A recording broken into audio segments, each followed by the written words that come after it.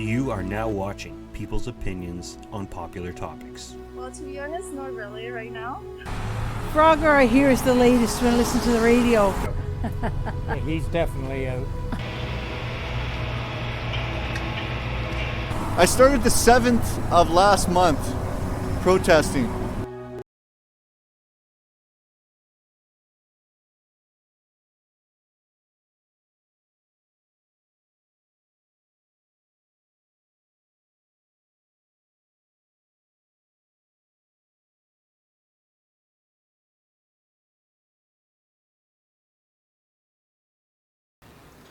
What do you think about this issue here today? I think it's really, I think it's amazing, and I think there's a lot of people coming out from all different facets of life and all different ages, and I think it's important. I think it's important to Canadians, and I think we want I think Canadians want to know why it happened in this country. We are worldwide. Oh, Canada's the best. We have this great history, and it's like, no. We're starting to see the real truth, and maybe we need to rewrite history and incorporate more Indigenous history because it is Canada. They were here first. Would you like to see the government move on this issue? Absolutely. I think they should be held accountable. I mean, who was the one that allowed the schools in the first place? Somebody had to regulate it, and it's sad because I'm a social worker. And to hear that social workers were also part of this, it's sad. It is. What are your thoughts on the memorial? I think it's great, and I think that they're all over the place. I think it's happening all over Canada. I don't think it's just here. I think it's beautiful. It's just people paying respects to something that is a real tragedy, and especially the way it all happened. I think it's the unfolding that's really hitting people at the heart, and it's like, this happened here in our country.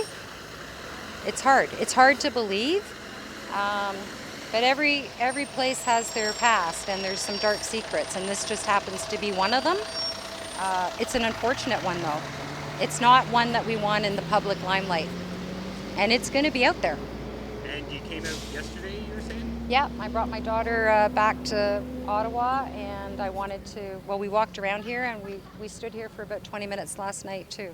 Tell me what that was like. It was quiet, and he was singing his Indigenous music, which was nice, and I think the lady was here too, the same lady. And again, it was just different facets of the population coming. It wasn't just, everybody, young people, students, children coming, seniors, everybody. Visitors, tourists, locals. They wouldn't come unless it meant something. People don't waste their time unless they feel like they're coming here for intention to say this shouldn't have happened and I'm paying my respects. Because imagine if this happened to your kids, like you sent them off to camp and they didn't come back next week, right? This wouldn't happen. It wouldn't happen today, and it's just sad. Well, thank you very much for your time. You're welcome. Different continents and countries, and I lived in Yellowknife for the better part of 3-4 years, and the amount of pain and suffering I would see with a lot of Indigenous people up there was very, very terrifying and tremendous. I even visited a residential school there that was by the water pier, and the things that I saw, I never wish to ever have anybody ever experience that ever in my life, like even my worst enemy. There was chains, blood, everything you can imagine, and the school was just closed off and left abandoned. And now that we've officially found 215 children in a place like BC, one very big nation we have here in Canada, one very big province, it's very unfortunate to actually hear about. It's one of my favorite ones as well too, and now Canada actually needs to step up, finally actually have some proper remedies and, actually give the proper respect to the people that they did all those years ago. And 215 children, their voices were silenced, they were just killed off and massacred and just buried, no one to ever see ever again. And now that they've been brought back, something needs to be done, and they all need amendments for every single one of them. Was it important for you to come out today and have your voice heard and your presence felt? My presence felt, yes. My voice, not so much. Because I'd rather hear all the voices of all the kids. But nobody can hear those anymore at this point in time because they were lost all those years ago. Me just showing up is a small fraction. Anybody can do that. But making a big change is one big thing that we all need to at least try to look within ourselves to say, okay, what can I change? What can I do for myself to also better the world and better people around here as well too? Not just from just this whole entire thing, but just overall as a nation to stand up for what's right and what's not wrong in this world. You mentioned growing up in Yellowknife and seeing some of the depravity around there. I assume the reservations, or just could you tell us a little bit about that? I passed through a few reservations whenever I go on basketball tournaments. We went to Fort Res and Fort Simpson. Some of the reserves that were next to them, they were very ridiculed as well too, because in Yellowknife there's a place called Detta.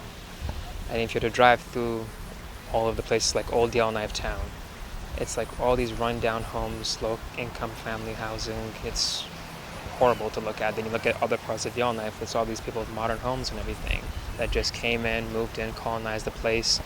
It was essentially an urbanization all around. Do you think the government will take action on this issue? I mean, they apologized once to Stephen Harper in office, but that still wasn't enough. Even Justin Trudeau getting caught for blackface wasn't even any better at all. And honestly, they should. They should not stay quiet. They should not just hide and cower at this point in time. They should stand up and do something about this and make their voices heard and put some proper respect for all these children that they lost and killed. Well, thank you very much for your time. Thank you very much.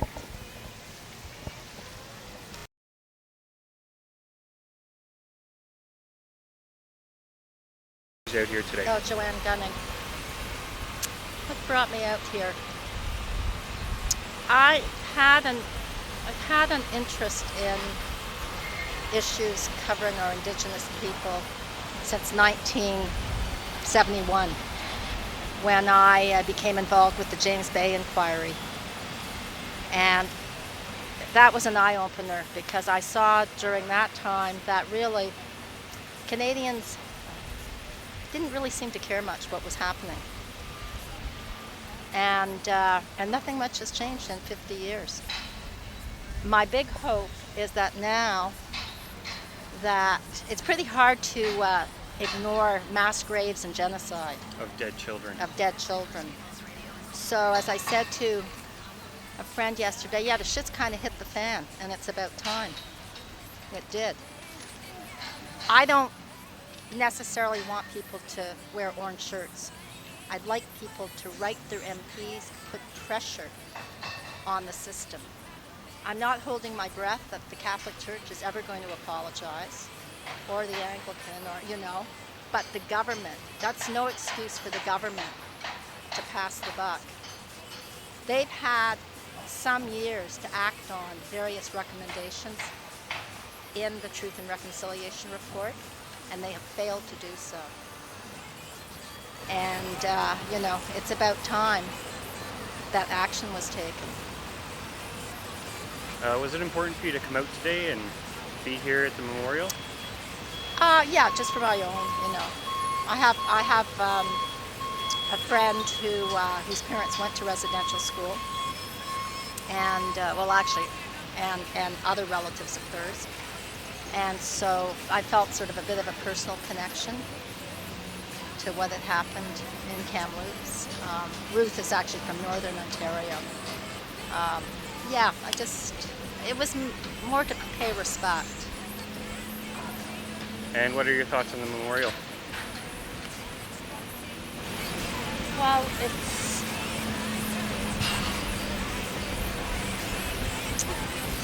I won't call it startling, but I'm hoping it's a wake-up call. I'm hoping it'll be left there for a while. Yeah. Mm-hmm. You gotta hold the microphone right here. Oh, sorry. Try so the top's right here. Oh, okay. Nope, down a little more. Down. That's Okay. perfect. Yeah, I'm hoping that the memorial will be left there for a while. Well, thank you very much for your time. Okay, thanks. Bye-bye.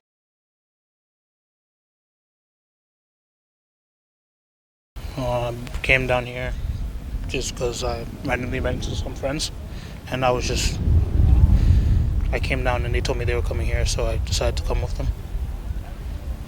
This is an issue that touches everyone, dead children. Was it important for you to come down and see the memorial? It was important just because I just feel like too many times we forget about the bigger picture, and that is more than just about us. And it's sad that you find out about stuff like this through like social media, or you just like you hear about it and you start reading about it and you're like, how come nobody cares to really do anything about stuff like this? And when you find out how it happened, and there's just, you know what I mean, like I'm not really the type to like seek attention or anything, but it just kind of makes me sick, you know what I mean? And I feel like if you don't speak on things, then you're just gonna let them, you know what I mean, you're just gonna let them keep happening, you know what I mean? So I just don't like the fact that when you hear something, it's okay to not participate or not to say something, you know what I mean? And Yeah. What do you think of the memorial?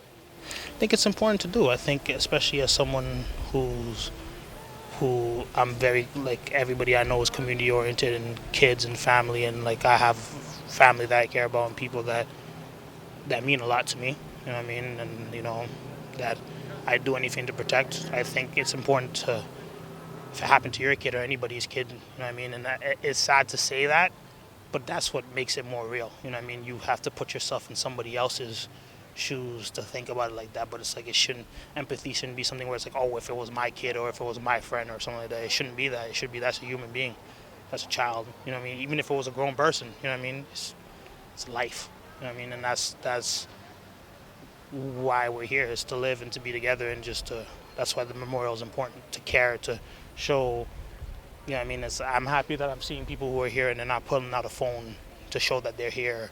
It's just silence and just, yes, we care, you know what I mean. And that's important to me. That's important to see that people are genuine in their respect. It's not fake. It's not something that they're doing just to show I was here, you know what I mean.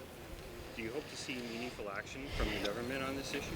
Yes, they have to. It's too long. It's, you know what it is, and I was just saying this, and there's a level of, like, and this is documentary, but let's be candid, there's a level of covert narcissism in Canada where people just sweep things under the rug and they're okay with being cordial, and they're not, as much as we like to rag on our neighbors for the things that they do, before you point a finger, three point back at you. You know what I mean? And you have to look at yourself from a perspective of like living your life of kindness, you know? No one is perfect. I'm not saying that I'm here to blame Trudeau or anybody, but no one is perfect. But there has to be, and it's, you know what I mean, a level of accountability where you have to pay for certain sins, you know? Like, it's not even like you paying for them as in you did them, but just like acknowledge that it happened. You know what I mean? It happened, and an apology isn't enough. It's how do you change these things? How do you change the way people are treated in this country and stop acting like, oh my God, we're Canadian, we're great, we're top 10 in value of life, and people want to come to Canada and we're a great country. No, there are bad things that happen here too, and if you don't acknowledge them, then you're doing a disservice to becoming a better country. You know, I'm not a big fan of pointing out everybody's flaws and saying, oh, who did this, who did that, but you have to acknowledge your own flaws. I mean, that's how you grow as a person, and I think it's important for the government of Canada to look at itself in the mirror and say, okay, well, what are we doing to prevent things like this from happening? You know? Well, thank you very much for your time. Thank you, sir. I appreciate it.